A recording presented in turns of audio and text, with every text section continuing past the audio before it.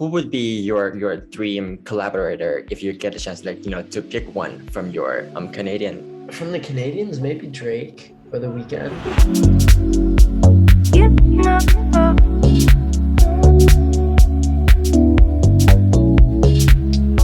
How's it going?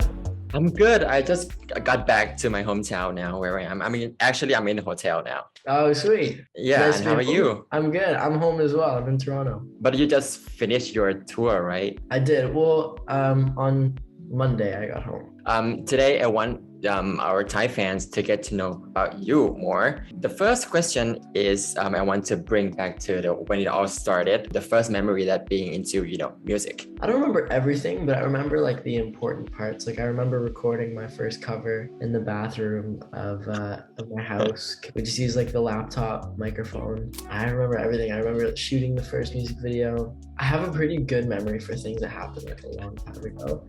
And then like I can't remember what I had for breakfast. But yeah, I have a lot of memories from back in the day.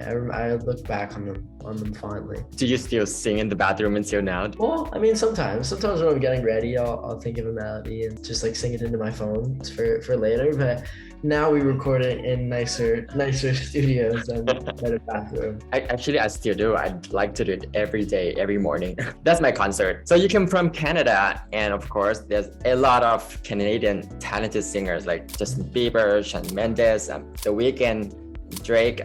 How have they inspired you in terms of, creating music? I mean, it's cool because all those guys are from Toronto as well. Yeah. So it's cool to, know that people from the same city are doing well, I guess. There's a lot of amazing talent in Toronto. There's like a lot of amazing writers and producers and artists as well. I have so many friends here that are just amazing, and maybe they haven't blown up quite yet, but like they're well on their way. So it's kind of like whenever I find out somebody else is Canadian, like in a room, especially in like LA or something, it's always like, okay, I can trust you. Is that a thing, like all the talented people came from Toronto? It's like the music scene in Toronto is very big, right? It's definitely like gotten a lot bigger in the last few years. Not like all of the talented Canadians come from Toronto. I mean, most of, yeah. But yeah, like a lot. Who would be your dream collaborator if you get a chance, like, to pick one from your Canadian? From the Canadians, maybe Drake or The Weeknd. It's hard for me to choose between my favorites, but I want to do any collaboration. I love doing songs with other people. Just being able to like bounce ideas off of another artist is really nice. And I saw one of your video saying that you are a Blackpink stan. I really like Blackpink. And of course, Lisa came from Thailand, our country. What do you love about them, or even the K-pop? Do you listen to K-pop at all? I'm not like not that I'm not a fan, but like I just haven't really like dove into it very much. I do see like a lot of K-pop on like my For You page and on TikTok, my Explore page on Instagram. I just think it's the same industry, it's the music industry, but it's very different, and like all of like the circles are very different. I just think it's super interesting. I know some writers in LA that work with K-pop people as well, and they always say like it's a great experience. It's cool for me to just like watch and see other people doing cool stuff, even if it's not like necessarily in the same vein as me. I cannot dance as well as they can. I cannot dance. I suck at dancing. I cannot sing too.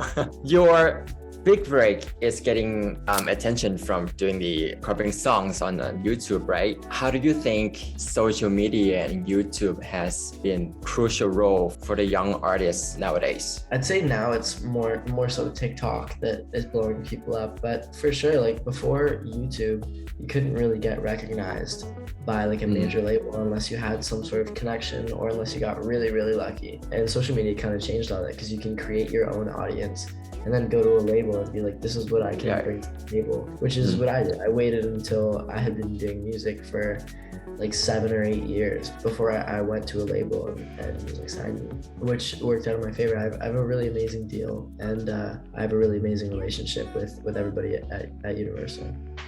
And I saw your message that you share on social media that one of your fans is dealing with anxiety, and you kind of like use social media as a platform for the important issues like mental health and the Black Lives Matter movements. How do you think that as a famous person or someone who has a bigger platform like you to share that kind of important message across through your platform? Well, I think especially relating to the anxiety, more of the mental things that people go through.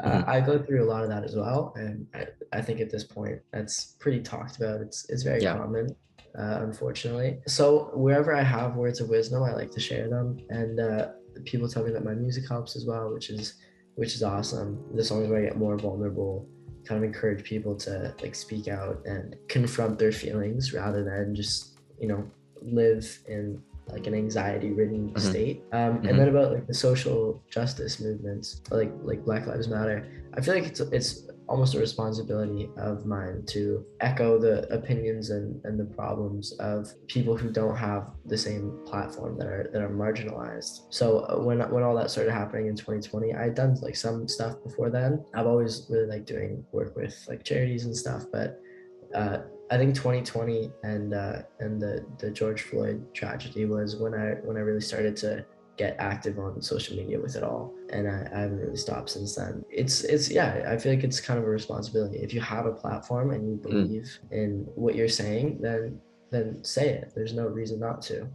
True. And as you said, you have dealt with anxiety yourself too. How do you get over that anxiety, and how do you take care of your mental health yourself? I'm not great at taking care of it, to be honest. I kind of just like wait till it goes away. And, but like when I have anxiety, I just like kind of repeat the same things over to myself. Like if I'm scared to go on stage, I'll be like, okay, like this is my job. Like this is what I'm meant to do. Like the people are all here like for me. Like everybody in the crowd just wants to have a good time. It's okay. Nobody knows you're nervous. And obviously it's still hard to believe those things, even if you're telling it to yourself. It's hard to like internalize it, but you say it enough times, it becomes a bit easier. So that's how I deal with it most times. Do you ever have something like stage fright? Only like the very special occasions, yeah. Like a really big crowd or like a hometown crowd. Speaking of your music, you just released your new music video like last month, Someone Will Love You Better. And I saw a picture of you shared on your social media. It's like something on the sky at Coachella. Oh yeah. I don't know how it works, but I think it's all controlled by like computers or something. You just like pay this guy and he writes whatever you want. Cool. And now you release many singles and 3 EPs. When are you going to release your debut full album? This summer, and that's kind of all I can say right now, but it is coming this summer. Okay.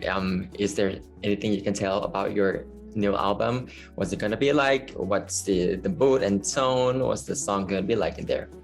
I can't be too specific, but basically I can't think of that. it'll be similar to the stuff that you've heard so far in the last like 7 or 8 months. Like You're Just Drunk is on the album, and Someone Will Love You Better is on the album, and those like the first 2 singles, and then we have another one coming. And so I think with those 3, you'll kind of be able to get a feel of what the album is going to be like. Now that you are 19 and you already accomplished a lot, much more than I do, what are your ultimate goals in life? This is the last question. I mean, ultimate goals in life, I want to have a family, and I just want to be happy most of all. I want to be a dad, and I want to be able to not have to worry about like money, and just be able to live a nice life and provide a nice life for my kids, and see them grow up and go on to do great things. But I have a whole lot of work to do before then, so I want to achieve all I can and then pass off the baton. That's very nice. Thank you so much, Sunny, for your time. Thank you. Have a good one. Yeah, have a good one.